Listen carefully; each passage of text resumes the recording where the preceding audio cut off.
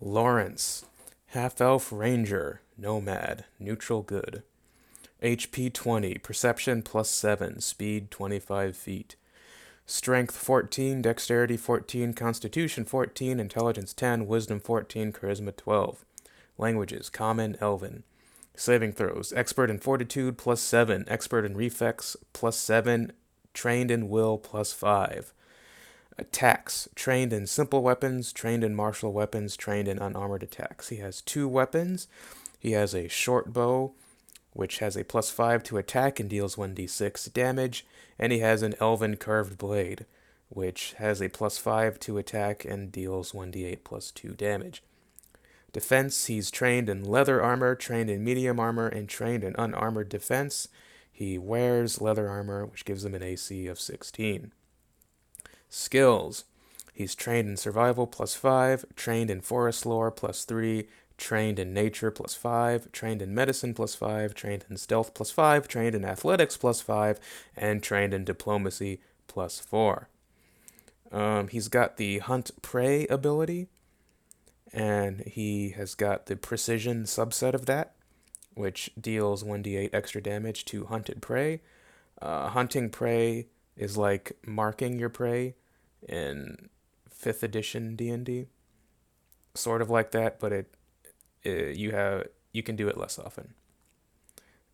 His feats, ancestry feat, unconventional weaponry, skill feat, assurance in the survival skill, and ranger feat, hunted shot. Equipment, 5 gold pieces, 5 silver pieces, 9 copper pieces, leather armor, short bow, elven curved blade, 30 arrows, backpack, bedroll, and he was the last character I rolled, so I didn't really bother filling out his other equipment, but he's got a lot of other equipment. He would have lots of other stuff too. Mostly survival-y type things. Anyway, bulk, 4 out of 7. So, Lawrence is the oldest character that I have. When I was first learning how to play 3.5 Dungeons and Dragons, I rolled a half-elf ranger named Lawrence. And basically, every time I've gotten a new edition, I've always rolled a Lawrence character to try and figure it out. I have played him a couple times. He usually flip-flops. Originally, he was a dual-wielding ranger because Rangers were good. They were good at bow and arrow, or they could dual wield. Um, I think they have the same sort of thing in this edition of Pathfinder, but it's slightly less. I don't know. Dual wield dual wielding. Well, since they have the 3 actions and you can use multiple strikes as part of your actions, pretty much anyone can attack normally. There's a but you get with each additional attack you get a penalty. There's a feat that lessens the penalty, which is sort of like what dual wielding was in first edition Pathfinder and 3.5 D&D. Um, Rangers might have the ability to pick something that facilitates that skill, but I don't remember. I picked stuff for archery anyway because that's kind of how he evolved into your stereotypical archer ranger. Uh, but he's got an elven curved blade, which is a two-handed sword, um, as his unconventional weaponry ancestry feat. I think it's a half elf ancestry feat. Because half elves are just a subset of human in this game, and they don't get that many. No, it's not a half elf ancestry feat. It's just a normal one. But half elves are a subset of the human ancestry. Um, so they don't technically get so they just get the same stuff that humans get. Um, but he's got unconventional weaponry, which gives him access to uncommon martial weapons or whatever they're called. So he's got an elven curved blade because the idea is that he he was raised. Lawrence has a couple of different stories that that I sort of switch between. There's a couple of different versions of him. This version of him, he he was born with a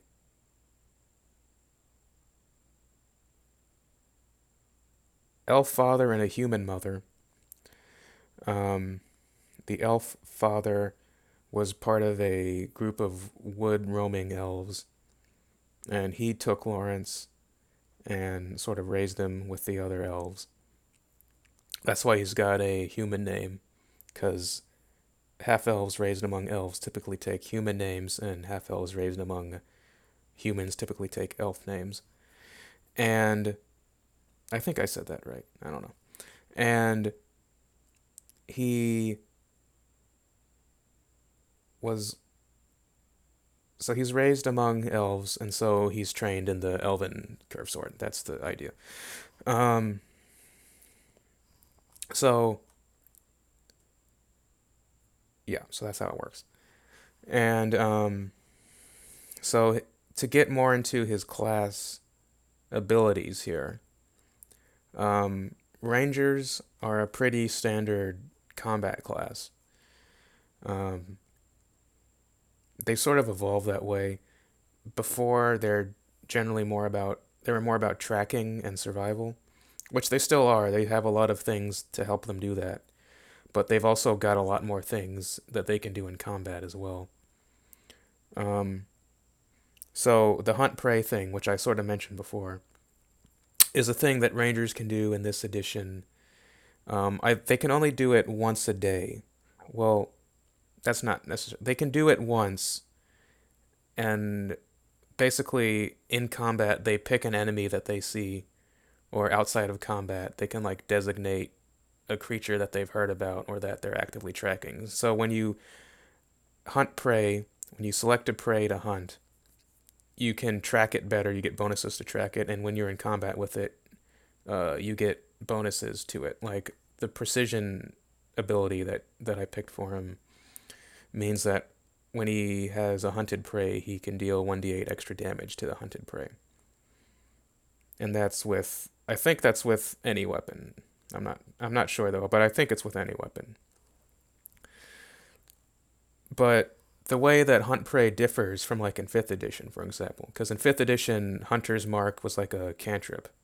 Well, for one reason Rangers are different is because they don't get spells in Pathfinder 2nd edition. Excuse me. But in 5th edition, for example, Hunter's Mark is a cantrip, and so you can cast it, and an enemy is marked, and you deal extra damage, and then you can move the mark whenever you want as a bonus action. So if you kill an enemy that's marked, you can bonus action move the mark to someone else, and it's fine. And I think casting Hunter's Mark is a bonus action, so you're essentially just recasting it over and over again on different people. In this, the hunt prey feature, you designate a prey that's your hunted prey. It says if you select a different prey as your hunted prey while your original hunted prey is still around, then that creature becomes your hunted prey and your original hunted prey loses the hunted prey feature. It also says that when you reduce a prey that you are hunting to 0 hit points, then you can't hunt another prey until the next day. So essentially, I guess what it means is that you mark an enemy, and your hunted prey features work on that enemy until they're dead, and then you have to wait another day before you can do it again. You can move the mark to other enemies, and I guess sort of spread the love, if you will, but when one of them dies, then that's it. In a very meta game, rules central idea. That's basically what it means. Um, so yeah. So he's got the precision ability, which deals extra damage to hunted prey. He's also got hunted shot as his ranger feat, which allows him to make. He has to have a hunted prey before he can do this, but on his hunted prey, he can make two shots in one attack action. So, in Pathfinder Second Edition, you get three actions, and one of them, and you can take multiple attack actions, but you take penalties to them. And so, like, if you hit them once, that's one attack action, and if you hit them twice, that's a second attack action, and it takes a penalty. With Hunted Shot, you attack twice. You do your attack penalties as normal, so your first attack is fine, and then your second attack takes a penalty, but it only counts as one attack action, so you do it quicker. So I guess conceivably you could attack four times, maybe.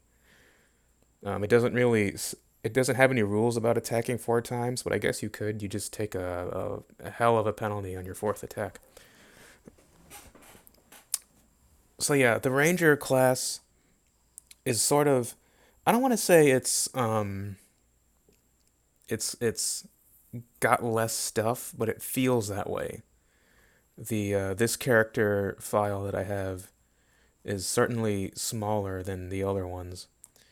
Um, but I mean, it does all the normal stuff that you would expect it to do. So I guess there's nothing really to complain about. So yeah, that's Lawrence. That's an overview and a little bit about him.